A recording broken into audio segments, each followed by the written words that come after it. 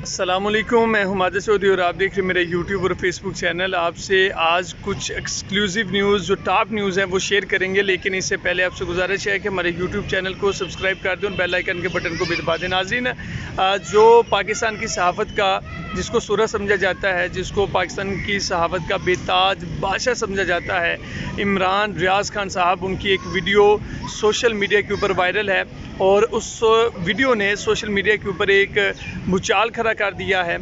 जो इमरान रियाज़ खान साहब के जो मदाह हैं, जो इमरान रियाज़ खान साहब को चाहने वाले हैं, जो इमरान रियाज़ खान साहब को मानने वाले हैं, वो जो है इस वक्त उनके लिए एक उम्मीद की किरण पैदा हुई है कि बहुत जल्द जो है इमरान रियाज़ खान साहब वो स्क्रीन पर दोबारा देखे जा सकेंगे। इस वीडियो में इमरान रियाज़ खान साहब जो है वो गाड़ी ड्राइव करते हुए कहीं पर जा रहे हैं। इमरान रियाज़ खान साहब जिन्होंने बहुत सी मुश्किलात बर्दाश्त की, जिन्होंने बहुत सी तकलीफ़ें बर्दाश्त की, जो तकरीबन 4 माह के लिए जो है वो अपने फैमिली से दूर रहे, जिनको जो है वो जबरन दूर रखा गया। इमरान रियाज़ खान साहब की जो इस वक्त हालत है वो अनएक्सपेक्टेड है। कभी भी जो है वो एक्सपेक्ट नहीं किया जा सकता था कि उनके साथ इस तरह का सलूक होगा। इमरान रियाज़ खान साहब अगर उनका कोई कसूर था, उन्होंने कुछ गलत किया था, उन्होंने कुछ गलत बोला था, तो उनके साथ कानूनी तरीके से जो भी कानूनी चाराजोई बनती थी वो होनी चाहिए थी। बहरहाल इमरान रियाज़ खान साहब जो हैं, उनकी ये एक दूसरी वीडियो है जो सोशल मीडिया के ऊपर इस वक्त वायरल है और बहुत ज़्यादा वायरल है। इमरान रियाज़ खान साहब, उनके लिए उनके मदाह जो हैं, उनके जो चाहने वाले हैं, जो पाकिस्तानी अवाम है, उन्होंने उनकी जो नेक ख्वाहिशात हैं, नेक तमन्नाएँ हैं, बहुत सी दुआएं जो हैं इमरान रियाज़ खान साहब के साथ है। लेकिन यहाँ पर साथ साथ इमरान रियाज़ खान साहब के लिए हम लोग शर्मिंदा भी हैं। जो है वो इससे हमारी आंखें जो हैं वो शर्म से झुक भी जाती हैं कि इमरान रियाज़ खान साहब के लिए हमारे बकाऊ मीडिया ने किसी किस्म की कोई आवाज़ बुलंद नहीं की। इमरान रियाज़ खान साहब के लिए बहुत सी जो बहुत सीनियर तरीन सहाफ़ी थे, उन्होंने बहुत सी बातें की और बहुत गलत बातें की।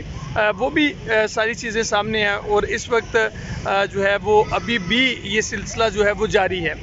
इस मुल्क के अंदर, हमारे पाकिस्तान के अंदर पता नहीं किसकी नज़र लग गई है कि ये हालात हमें देखने पड़ रहे हैं, हमारे साथ ये बर्ताव किया जा रहा है कि यहाँ पर आप बोल भी नहीं सकते, आप अपनी आवाज़ जो बुलंद करेगा उसकी आवाज़ जो है उसको बंद कर दिया जाता है।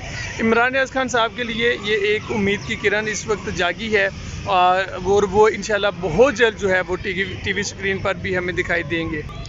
दूसरी अहम ख़बर ये है कि इमरान खान साहब को जो है वो दोबारा से अल कादर ट्रस्ट यूनिवर्सिटी जो केस है उसमें गिरफ़्तार कर लिया गया है। पहले इमरान खान साहब को जो है वो तोशाखाना केस में गिरफ़्तार किया गया, फिर साइफ़र केस में उनको गिरफ़्तार किया गया और अब उनको जो है वो इसमें अल कादर यूनिवर्सिटी केस में जो है वो गिरफ़्तार कर लिया गया है।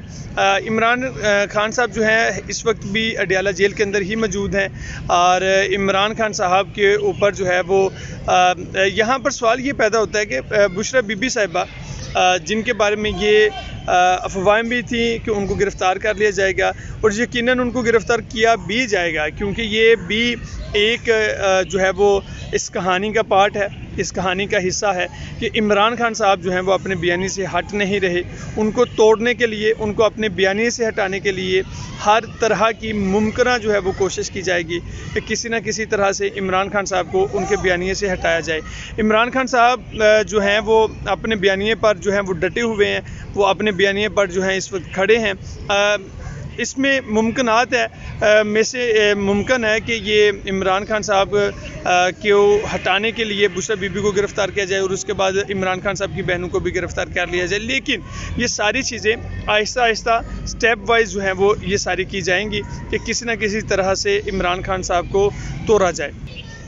लेकिन इमरान खान साहब ने जो है वो जेल के अंदर बैठकर ही पुलिसी हिकमत अमली जो है वो बना रखी है कि हर हलके में से वो अपना कैंडिडेट जो है वो उतारेंगे और हर हलके में से उनका जो उम्मीदवार होगा वो इलेक्शन के लिए खड़ा होगा। इस वक्त जो हालात हैं पाकिस्तान तहरीक इंसाफ के साथ, जब भी कोई पाकिस्तान तहरीक इंसाफ के जो कारकुन हैं, जो रहनुमा हैं, उनको दर जो है वो जेल में फेंका जा रहा है, उनको पकड़ा जा रहा है और उनके ऊपर केसेस बनाए जा रहे हैं। पीटीआई के ख़िलाफ़ साइफ़र केस की जेल में जो समाअत है उसके रोकने का हुक्म जो है वो जारी किया गया है।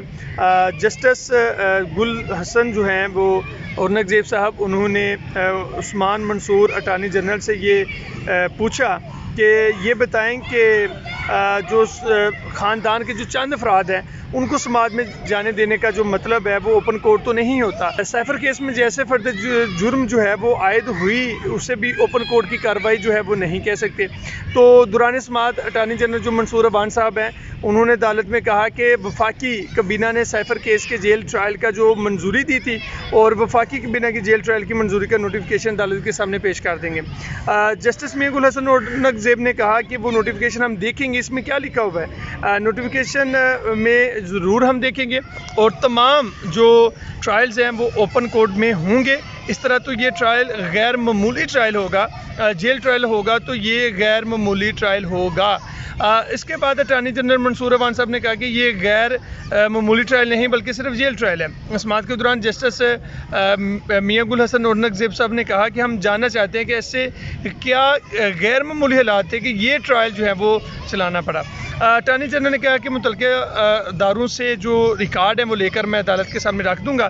जस्टिस मियां गुल हसन साहब ने कहा कि बादुल नज़र मैं तीनों नोटिफिकेशन हाई कोर्ट के मुतल्लिक़ा रूल्स के मुताबिक नहीं हैं।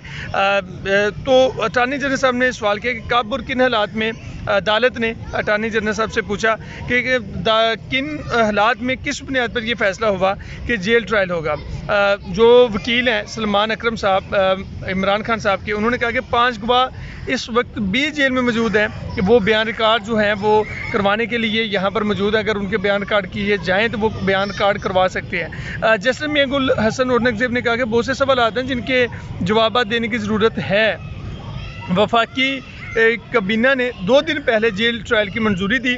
क्या वजूहत थी कि वफाकी कबीना ने जेल ट्रायल की मंजूरी दी? सबसे अहम सवाल ये है कि मंजूरी से पहले होने वाली जो अदालती कार्रवाई है उसका स्टेटस क्या होगा।